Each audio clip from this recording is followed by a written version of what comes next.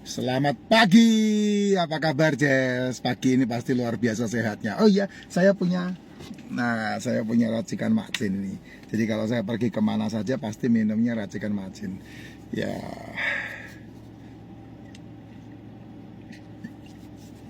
nah racikan macin spesial memang.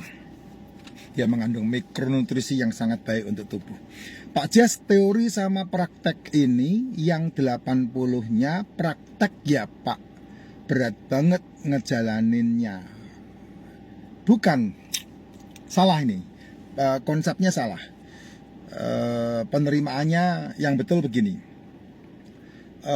Ada hukum di dunia ini namanya hukum Pareto. Hukum Pareto itu adalah hukum kebalikan. Ya, hukum kebalikan ini adalah hukum fakta dari hasil yang didapat. Gimana nih ngomongnya nih? Otak saya ini masalah banyak banget penjelasannya, waktunya cuma 9 menit.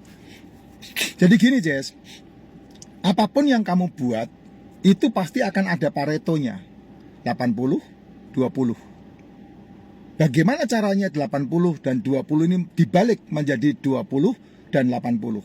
Ini yang perlu kita pahami dalam kehidupan ini. Contoh, kamu mau membuat bisnis.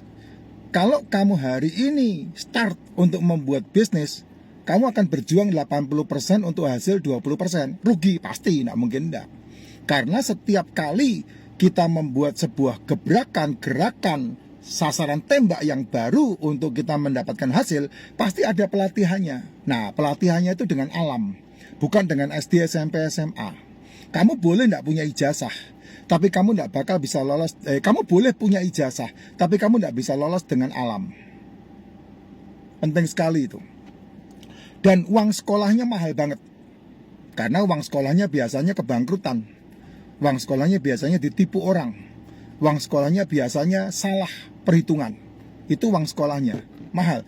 Makanya 80 menghasilkan hanya 20, rugi besar pasti. Tapi kalau kamu terus-menerus kerjakan karena ketekunan, karena komitmen, karena keinginan yang kuat, karena potensi yang harus digali dari kehidupan kamu, maka kamu nanti suatu ketika akan merubah 20 kerjamu menghasilkan 80. Nah, ini yang dikejar orang kan ini, yang dicari orang kan ini. Tapi untuk mengerjakan 20 dan menghasilkan 80, prosesnya tidak segampang membalikkan telapak tangan. Nah, itu yang disebut hukum Pareto.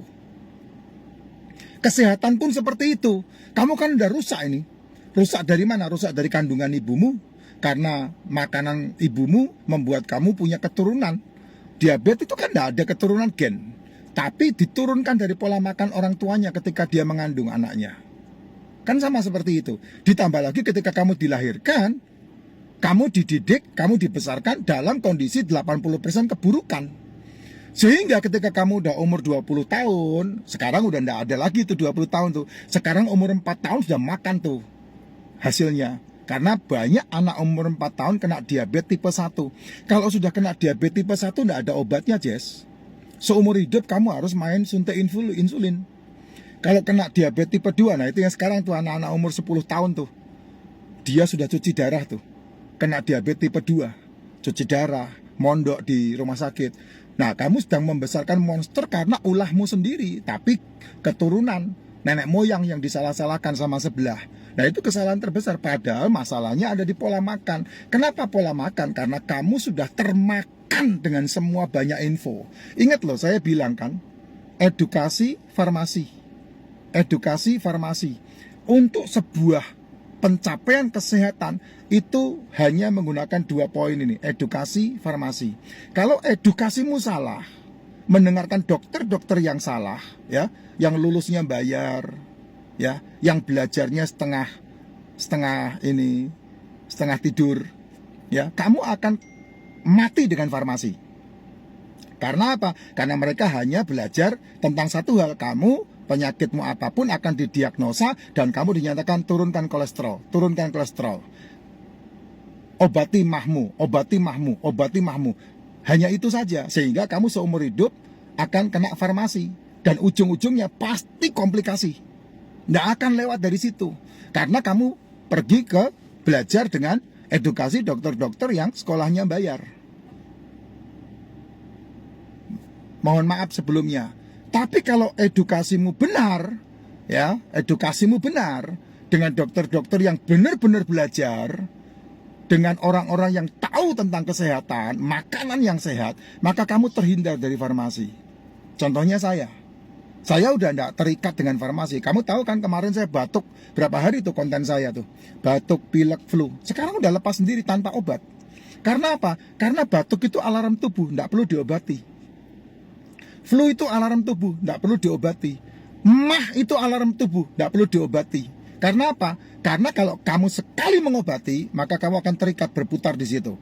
Terulang lagi, terulang lagi, terulang lagi, terulang lagi. Dan ketika kamu selesai dengan masanya, kamu akan kena komplikasi. Seperti itu faktanya. Ya maaf, saya berani ngomong begitu karena saya tidak ada urusan dengan mereka.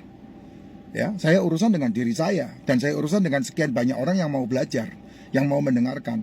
Tahun 1916 itu sudah diucapkan oleh Mbah Google bahwa di situ terjadi manipulasi. Kambing, daging, telur, ikan disalah-salahkan dan diharam-haramkan untuk melegitimasi tentang gula, tentang produksi, tentang farmasi. Itu tahun 1916 tuh. Nah, resikonya kan ada di kamu. Mau mendengarkan yang mana? Nah, kamu kalau dengerin saya ngomong kan komennya, yang benar yang mana sih ini? Yang mana bilang begini, yang ini bilang begini. Ya jangan tanya sama saya. Tanya sama dirimu sendiri, kamu mau ikut yang mana? Kan faktanya udah banyak. Apalagi kamu kalau dengerin saya, pasti sepaham, sefrekuensi dengan apa yang disampaikan sama dokter awet muda. Nah, itu dokter yang tidak dibayar tuh, yang dokter pinter itu. Kalau kamu dengerin dokter awet muda, pasti sepaham dan sefrekuensi dengan Ibu Niken Tantio Sudibyo. Pasti seperti itu. Karena orang-orang yang tahu tentang itu pasti bicaranya sama. Kamu kalau dengerin Ibu Tantio Sudibyo, kamu pasti terus kemudian kamu bandingkan dengan omongannya si Felix botak biadab itu, kamu pasti sama. Materinya pasti sama. Pasti beda-beda dikit lah, karena stylenya beda. Gitu. Kalau kamu dengerin Felix Suhendar, apa Felix siapa itu yang botak biadab itu, kamu dengerin Dr. Hendri, pasti sama materinya, enggak mungkin beda, Jess. Kalau kamu dengerin Dr. Hendri terus kemudian kamu bandingkan dengan Dr. Cahyono, pasti materinya sama. Dr. Cahyono kamu bandingkan dengan Dr. Saidu, pasti materinya sama, beda-beda dikit lah. Beda dikit itu karena pengalamannya. Nah, kalau kamu bandingkan di luar negeri ada dokter namanya Dr. Mani, apalagi kamu dengerin Dr. Mani, lebih gila lagi itu. Sama pasti, Jess, karena buku yang dipajak pasti sama, info yang dipelajari pasti sama. Ya kalau enggak, ya pasti hubungannya sama farmasi. Dunia ini loh, saya enggak bilang di Indonesia ya, di Konoha ya, di dunia edukasi pasti diarahkan kepada farmasi.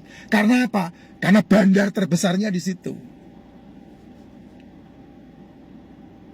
Dan saya ngomong seperti ini loh, ini Pareto, ya, 80% loh orang nggak mau dengar, hanya 20% orang. Ya kalau ada 20% orang sih puji Tuhan sih, tapi faktanya tidak. 10 orang itu hanya dengar 1 atau 2, 8-nya tidak ya. Kalau nilainya 10 mah kecil ya, tapi kalau nilainya 5 miliar penduduk dunia, wah kamu bayangin itu. Kembali ke sini, Jess, ya. Sedangkan tubuh ini punya kemampuan yang sangat hebat yang Tuhan kasih, namanya salutogenesis. Tubuhmu bisa menyembuhkan dirinya sendiri, asal kamu tahu siklusnya. Siklus apa? Siklus tubuh. Apa itu? Jam 4 pagi sampai jam 12 yang tidak sarapan itu adalah sarapan yang terbaik. Jam 1 sampai jam 7 malam itu adalah makan yang terbaik. Malam hari jam 8 sampai jam 4 pagi lagi itu tidak makan. Nah, paginya kamu bangun tidur, yang paling aman ya minum racikan. Pak, kalau tidak racikan apa, Pak? Minum suplemen, pakai air putih tidak masalah. Tapi kan kamu lebih mahal suplemennya daripada racikannya. Itu loh, Jess. Kalau harus makan, terpaksa makan, ya telur yang saya sarankan. Nah, ini loh yang denger ini 80 orang saja. 80 orang itu menolak, 20 orangnya yang mau terima. Itu yang namanya Pareto, Pak. Ya itu bicara masalah kesehatan, belum bisnisnya, belum pekerjaannya, belum hidupnya.